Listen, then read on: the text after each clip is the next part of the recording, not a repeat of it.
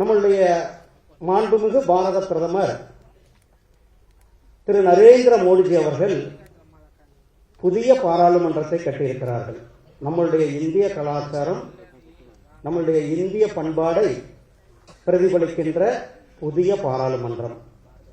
அந்த புதிய பாராளுமன்றத்தினுடைய திறப்பு நம்மளுடைய தமிழக முறைப்படி நம்மளுடைய ஆதீனங்கள் புடைசூழ செங்கோல் ஏற்று அந்த பாராளுமன்றத்தை திறந்து வைத்தார்கள்.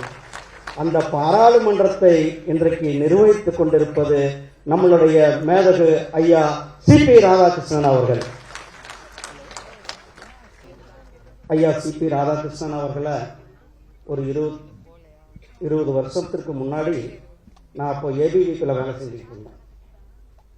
அப்போ எனக்கு கட்சிக்கு நான் அறிமுகம் இல்லை. அப்போ ஐயா தலைவர் ஐயா அவர்கள், நீ போய் சங்ககிரியில் நெல்லு, மற்றதை நான் பார்த்துக்கிறேன் அப்படின்ட்டு முதல்ல எனக்கு அறிமுகமே, கட்சியினுடைய அறிமுகமே ஐயா அவர்கள் தலைவராக இருக்கும் பொழுது வேட்பாளராக எனக்கு அறிமுகப்படுத்தி வைத்தவர். கோயம்புத்தூர்ல பயங்கரவாதிகளுடைய பயங்கரவாத செயல். அப்போ ஐயா பாராளுமன்ற உறுப்பினர். அங்கே ஒரு மிகப்பெரிய பாம் பிளாஸ்ட் நடந்தது. அதில் பாம் பிளாஸ்ட்ல பல குடும்பங்கள் இறந்து விட்டார்கள், பல குடும்பங்கள் படுகாயமடைந்தார்கள்.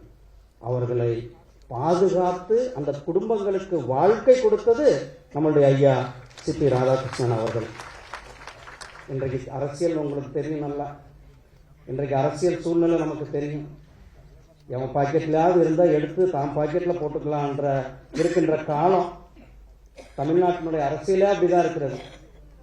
டாக்டர் ராஜ்குமார் கூட சொல்லுவார், ஐயா இப்படியெல்லாம் இருந்தா அப்படின்னு.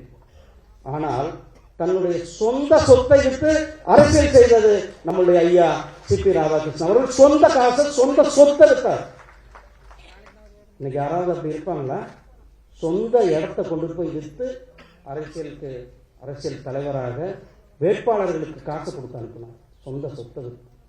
அப்படிப்பட்ட தலைவர், நேர்மையான தலைவர், அன்பான தலைவர், பாசத்துக்கான தலைவர், நம்மளுடைய தலைவர், இந்திய துணை குடியரசுத் தலைவராக இருப்பது தமிழர்கள் நாமக்கெல்லாம் பெருமை, நம் தமிழ் மக்களுக்கு பெருமை. மாண்புமிகு பாரத பிரதமர் திரு நரேந்திர மோடிஜி அவர்களுக்கு உங்கள் சார்பாக, தமிழ்நாட்டு மக்கள் சார்பாகவும் நன்றிகளை